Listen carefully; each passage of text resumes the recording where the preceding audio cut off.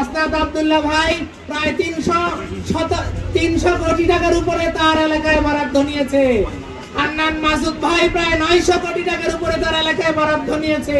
প্রত্যেকে তাদের এলাকায় এত বরাদ্দ নিয়েছে, কিন্তু তারা আজকে যে আহত এবং শহীদ পরিবারের উপরে পাড়া দিয়ে আজকে তারা গেল, সংসদে গেল, নেতা হলো, এমপি হলো, তারা মন্ত্রী হলো, তারা সেই আহত শহীদ পরিবারের জন্য কি করেছে, কত টাকা বরাদ্দ নিয়েছে, কোন খোঁজ নিয়েছে, কোন শহীদ পরিবারের পাশে তারা দাঁড়িয়েছে, কোন আহত পরিবারের পাশে তারা দাঁড়িয়েছে, আপনারা বিচার করুন।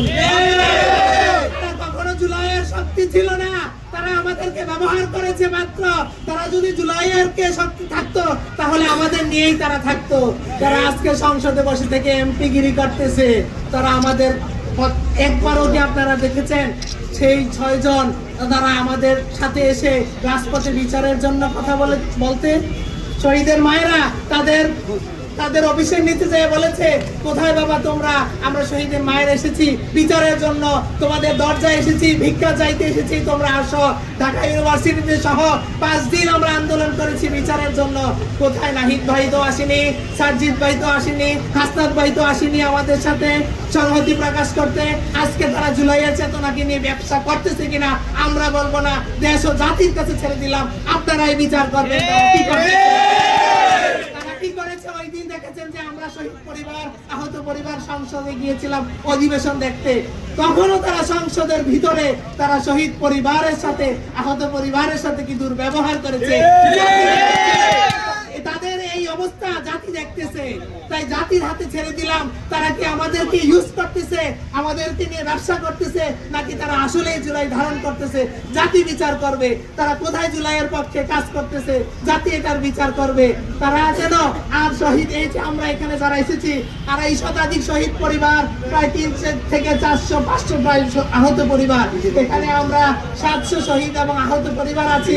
তারা কি এই যে ঈদ গেছে বা এই পর্যন্ত কারো খোঁজ নিয়েছে? আর আশেপাশে এসে দাঁড়িয়েছে, নিজেদের নিয়ে ব্যস্ত আছে, নিজেদের নিয়ে ব্যস্ত আছে। তারা আজকে আমাদের ভাইদের এবং স্বজনদের কারো রক্তের বিনিময়ে, কারো অঙ্গের বিনিময়ে তারা এখন বড় নেতা হয়ে গেছে। তো ধন্যবাদ। আমরা এই সরকারকে বলবো, আপনাদের কাছে জোর দাবি যে আপনারা আজকে এই শহীদদের এবং আহতদের বিনিময়ে আজকে আপনারা সরকার গঠন করেছেন। আমাদের যে 4টা দাবি নিয়ে এসেছি সেই 4টা দাবি আপনারা মেনে নেন এবং কি জুলাই সনদকে আপনারা সংবিধানে ধারণ করেন, স্থান দেন, লালন করেন এবং আহত এবং শহীদ পরিবারের যথাযথ মর্যাদা দেন। ধন্যবাদ। আসসালামু আলাইকুম। এবং আপনারা আমাদের সাথে আছেন, আগামীতেও আমাদের সাথে থাকবেন, আমরা এটা মন প্রাণ দিয়ে মানি। আপনারা আমাদের সবকিছুই দাবি মানছেন এবং আগামীতেও মানবেন, এটা আশা রাখি। বিগত ইন্টারিম সরকারের কাছে আমাদের যে দাবিগুলা আমরা উত্থাপন করেছিলাম সে একটা দাবিও আমাদের পূরণ করতে পারেনি। যারা আজকে জুলাইকে নিয়ে বিক্রি করে দিয়েছিল, তারা আজকে সংসদে বসে জুলাইকে নিয়ে বড় বড় কথা বলে।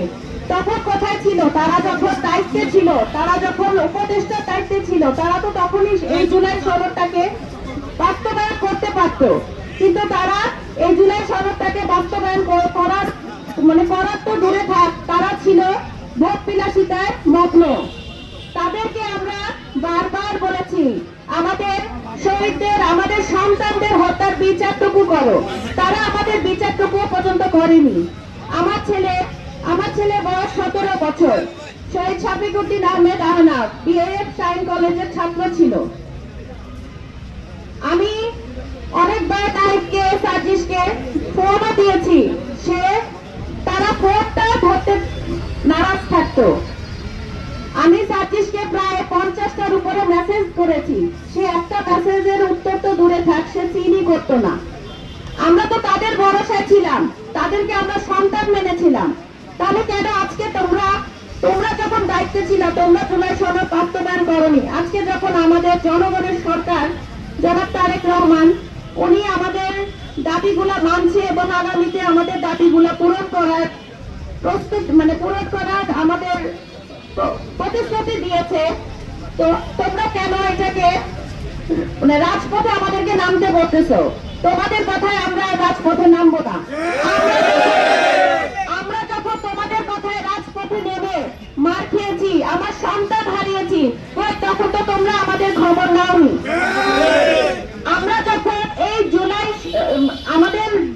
বিচারের দাবি নিয়ে আমরা যখন সচিবালয় ঘেরাও করলাম, আমরা যখন পুলিশের হাতে মাইর খেলাম, তখন আমি হাসনাতকে, নাহিদকে, সার্জিসকে ফোন দিয়েছি, তারা একটি বারের জন্য ফোন ধরেনি।